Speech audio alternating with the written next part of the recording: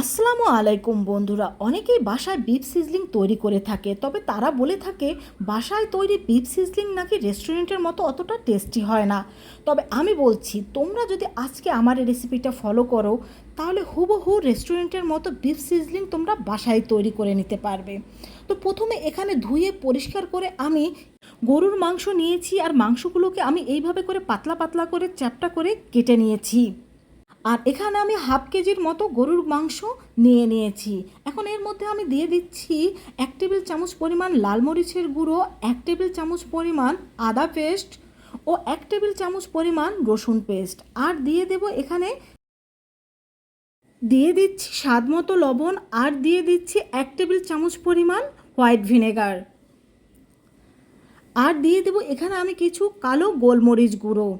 এখন এই সব উপকরণ দিয়ে এই গরুর মাংসটাকে আমি ভালোভাবে মেখে নেব। আর এটাকে ভালোভাবে মেখে নেওয়ার পরে আমি 30 মিনিটের মতো রেস্টে রেখে দেব। তবে তোমাদের হাতে যদি বেশি সময় থাকে সেক্ষেত্রে তোমরা 1 ঘন্টার মতো এটাকে রেস্টে রেখে দিতে পারো।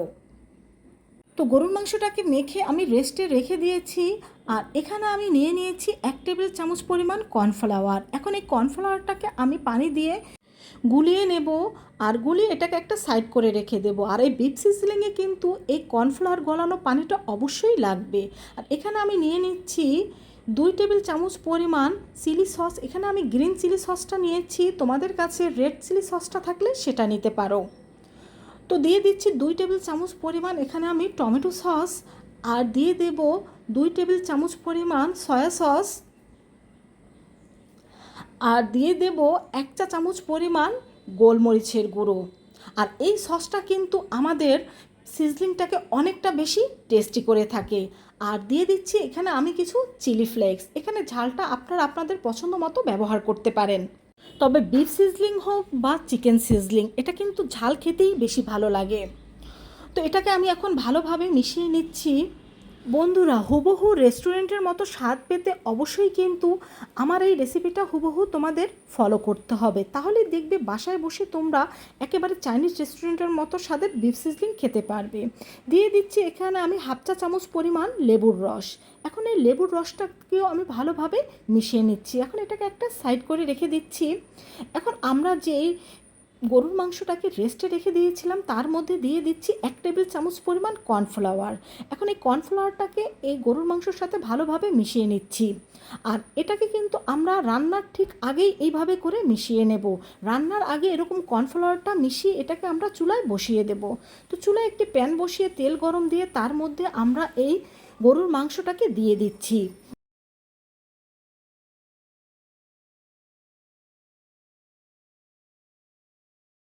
তো 3 থেকে 4 মিনিট এই তেলের মধ্যে আমি গরুর মাংসটাকে ভালোভাবে একটু নেড়েচেড়ে নিচ্ছি। এটাকে নেড়েচেড়ে নেওয়ার পরে এর মধ্যে আমি দিয়ে দেব 1/2 কাপ পরিমাণ গরম পানি। এখন এই 1/2 কাপ পরিমাণ গরম পানি দিয়ে দেওয়ার পর এটাকে আমি ঢেকে দেব। এই 1/2 কাপ গরম পানি আর এই গোছের থেকে যে পানিটা বের হবে এতেই কিন্তু আমাদের এই গোশটা ভালোভাবে সিদ্ধ হয়ে যাবে। এছাড়া আমরা কিন্তু এই গোশটাকে অনেকটা পাতলা পাতলা করে কেটে নিয়েছি। আবার এর মধ্যে দিয়ে দিয়েছি কিন্তু আমরা হোয়াইট ভিনেগার, যা কিনা মাংস সিদ্ধ হতে তাড়াতাড়ি সাহায্য করে। তো এর মধ্যে আমাদের পানিটা কিন্তু ভালোভাবে শুকিয়ে গিয়েছে, আর আমাদের গোশটাও কিন্তু ভালোভাবে সিদ্ধ হয়ে গিয়েছে। এই গোশটা সিদ্ধ হতে 15 থেকে 20 মিনিটের বেশি সময়ের প্রয়োজন হয় না।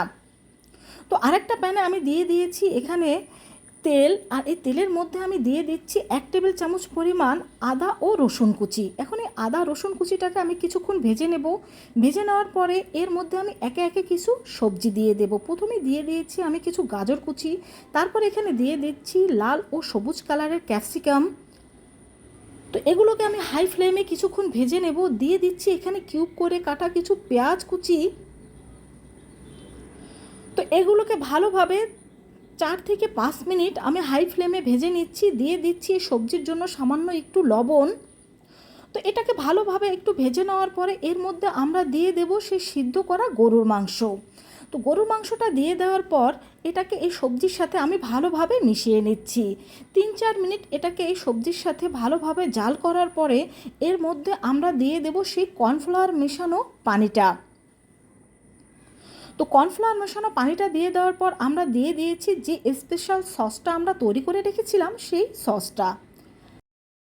তো কর্নফ্লাওয়ার মেশানো পানি আর এই সসের সাথে আমি এই গরুর মাংসটাকে 3 থেকে 4 মিনিট এইভাবে মিশিয়ে রান্না করে নেব।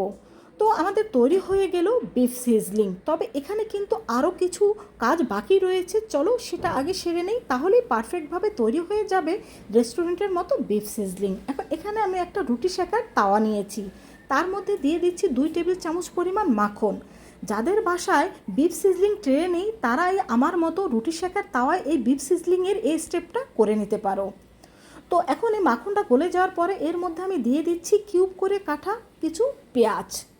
আর এটাকে কিন্তু ভালোভাবে এইভাবে করে গরম করে নিতে হবে। দেখেই বুঝতে পারছো যে এটা কতটা গরম হয়েছে, এর থেকে কিন্তু ধোঁয়া উঠছে। তো মাখন দিয়ে তাওয়াটাকে এইভাবে ভালো করে গরম করে নেওয়ার পর আমরা এখন জালটা বন্ধ করে দেব। জালটা বন্ধ করে এর মধ্যে আমরা সেই বিফ সিজলিংটা দিয়ে দেব। আর এটা দেওয়ার পরে তোমরা দেখেই বুঝতে পারবে যে এই তাওয়াটাকে আমি কতটা পরিমাণে গরম করে নিয়েছি। তোমরাও কিন্তু ঠিক এইভাবে করে এটাকে গরম করে নেবে। আর এই স্টেপটা কিন্তু অবশ্যই তোমরা ফলো করবে। তো তৈরি হয়ে গেল আমাদের রেস্টুরেন্টের মতো হুবহু বিফ সিজলিং রেসিপি। তো আমার এই রেসিপিটা যদি তোমরা হুবহু ফলো করে এইভাবে করে বিফ সিজলিংটা তৈরি করো, দেখবে তোমাদেরটাও পারফেক্ট একেবারে রেস্টুরেন্টের মতো বিফ সিজলিং হবে।